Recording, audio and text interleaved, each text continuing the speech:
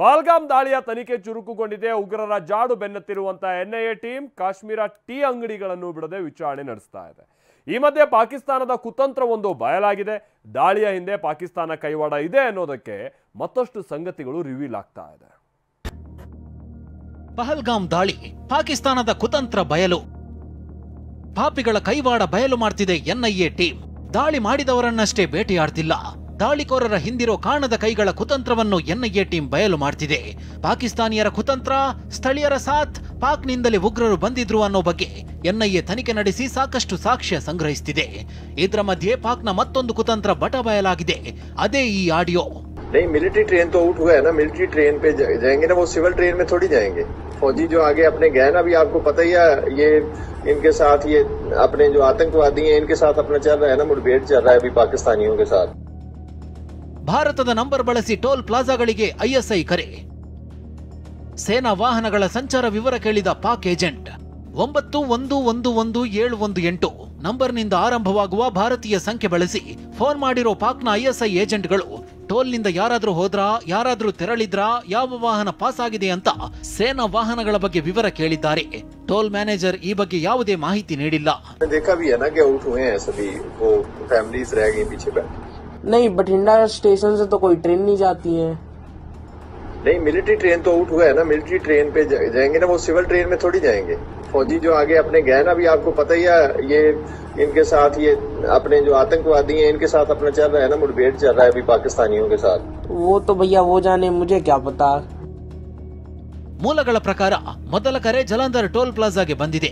ಸ್ವತಃ ಮಿಲಿಟರಿ ಅಧಿಕಾರಿ ಎಂದು ಹೇಳಿಕೊಂಡು ಫೋನ್ನಲ್ಲಿ ಮಾತನಾಡಿದ ವ್ಯಕ್ತಿ ಇಲ್ಲಿಯವರೆಗೆ ಎಷ್ಟು ಮಿಲಿಟರಿ ವಾಹನಗಳು ತೆರಳಿವೆ ಅನ್ನೋ ಬಗ್ಗೆ ಮಾಹಿತಿ ಕೇಳಿದ್ದಾನೆ. ಇದಾದ ನಂತರ ಪಠಾನ್ಕೋಟ್ ಅಮೃತಸರ ರಸ್ತೆಯಲ್ಲಿರೋ ಲಾಡ್ ಪತ್ವಲ್ ಟೋಲ್ಗೆ ನಿನ್ನೆ ಮಧ್ಯಾಹ್ನ 1:30ಕ್ಕೆ ಕರೆ ಮಾಡಿ ಮಾಹಿತಿ ಸಂಗ್ರಹಿಸಿದ್ದಾನೆ. ಬಳಿಕ 3:15ರ ವೇಳೆಗೆ ಚೋಳಂ ಟೋಲ್ ಪ್ಲಾಜಾ ಮತ್ತು ಮನ್ಸರ್ ಟೋಲ್ ಪ್ಲಾಜಾಗೂ ಕರೆ ಮಾಡಿರೋದು ಬಯಲಾಗಿದೆ. ಹೀಗೆ ನಿರಂತರವಾಗಿ ಕರೆ ಬರ್ತಿರೋದ್ರಿಂದ ಅನುಮಾನಾಸ್ಪದ ಕರೆಗಳಿಗೆ ಪ್ರತಿಕ್ರಿಯೆ ನೀಡದಂತೆ ಸೇನೆ ಸೂಚನೆ ನೀಡಿದೆ. ಹಾಶಿಂ ಮೂಸಾನೇ ದಾಳಿಯ ಮಾಸ್ಟರ್ ಮೈಂಡ್. ಪಾಕ್ ಕೈವಾಡಕ್ಕೆ ಮತ್ತೊಂದು ಸಾಕ್ಷ್ಯ ರಿವೀಲ್. ಹಾಶಿಂ ಮೂಸಾನೇ ಪಹಲ್ಗಾಮ್ ದಾಳಿಯ ಮಾಸ್ಟರ್ ಮೈಂಡ್ ಅನ್ನೋದು ಗೊತ್ತಾಗಿದೆ. ಮೂಸಾ ಪಾಕ್ ಸೇನೆಯ ಎಸ್ಎಸ್ಜಿ ಪಡೆಯ ಮಾಜಿ ಕಮಾಂಡೋ. ಸೇನೆ ತೊರೆದು ಲಷ್ಕರ್ ಉಗ್ರ ಸಂಘಟನೆ ಸೇರಿದ್ದ. ಐಎಸ್ಐ ಜೊತೆ ನೇರ ಸಂಪರ್ಕ ಹೊಂದಿದ್ದ ಮೂಸಾ ದಾಳಿಯ ಮಾಸ್ಟರ್ ಮೈಂಡ್ ಅನ್ನೋದು ಸ್ಥಳೀಯ ವಿಚಾರಣೆ ನಡೆಸಿದಾಗ ಗೊತ್ತಾಗಿದೆ.